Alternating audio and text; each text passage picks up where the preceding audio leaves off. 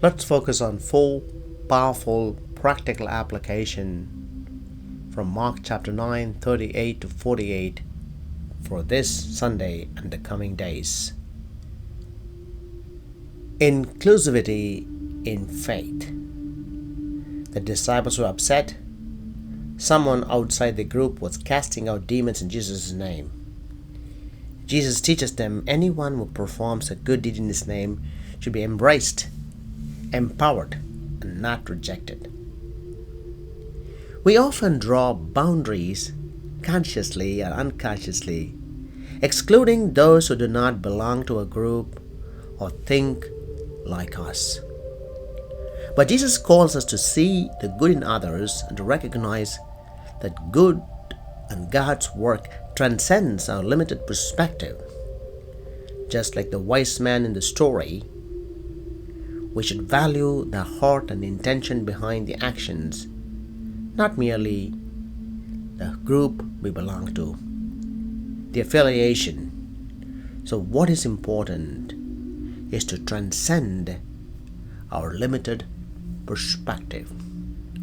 Faith is a journey from a known to an unknown. The second application, the seriousness of sin.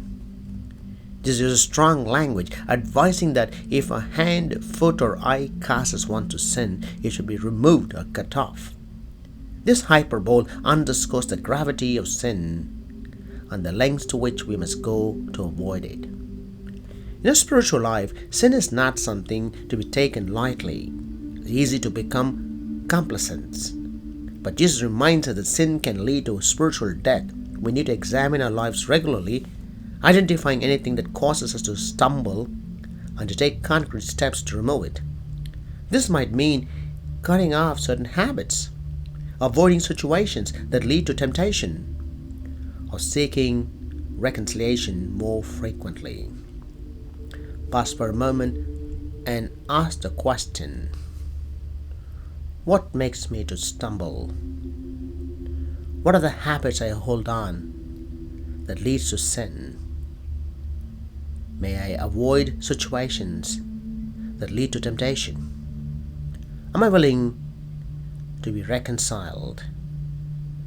Do I seek the sacrament of reconciliation to purify my soul? Third, protecting the vulnerable. Jesus warns against causing the little ones to stumble, emphasizing the responsibility we have towards the vulnerable, both in faith and in the society.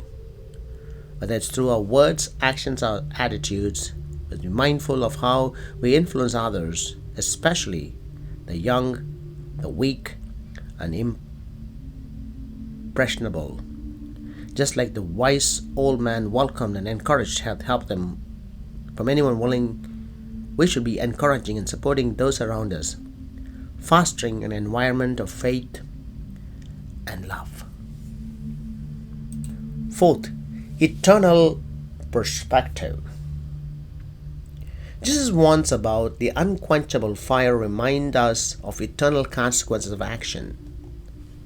Live with eternity in mind.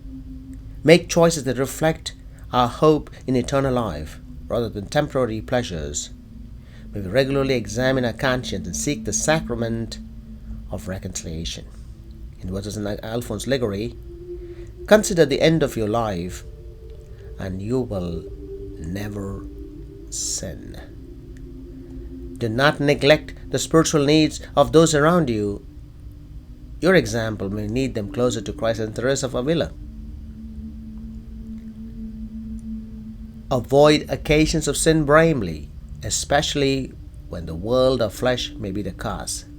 It's not always possible to be a martyr, but we must always strive to be saints as St. Philip Neri. How to be great in the eyes of God. We hear a lot these days about great, making a country great. I'm great, I can do this, I can do that. But to be great in the eyes of God, we need to break the word great. G. Give yourself. This week, find one way to serve someone in need, whether it's volunteering, helping a neighbor, or simply being present for someone who is lonely. Or receive the vulnerable. Pay attention to those who are often overlooked, children, the elderly, the marginalized, and find ways to make them feel valued and loved. E. Embrace humility. Reflect on areas in your life where pride may be getting in the way. Practice humility by letting go of the need to be recognized or praised. Fourth, act with love. Perform a random act of kindness this week and days to come, without expecting anything in return. Let love be your motivation in all you do. T. Trust in God's plan.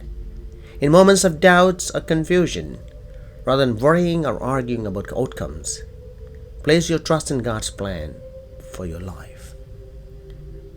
As we reflect on the Mark's Gospel, let's remember that greatness in the eyes of God is not about status, power, or recognition, but about serving others with humility, love, and trust.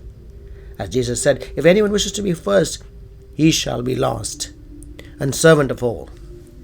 Let's strive to be great in the ways that truly matter. To be great in the eyes of God. Mark chapter 9:37, who receives one child such as this in my name, receives me. Who receives me, receives not me, but the one who sent me. Let Jesus be the center of our life. Let's grace our life. Guard against sin with radical measure. Recognize the good in others even outside our circles. Act to protect the vulnerable. Commit to living with an eternal perspective. Embrace radical discipleship even when it is tough. Gospel calls us today through Jesus to live lives of inclusivity, vigilance against sin, protection of the vulnerable, eternal focus, and radical discipleship.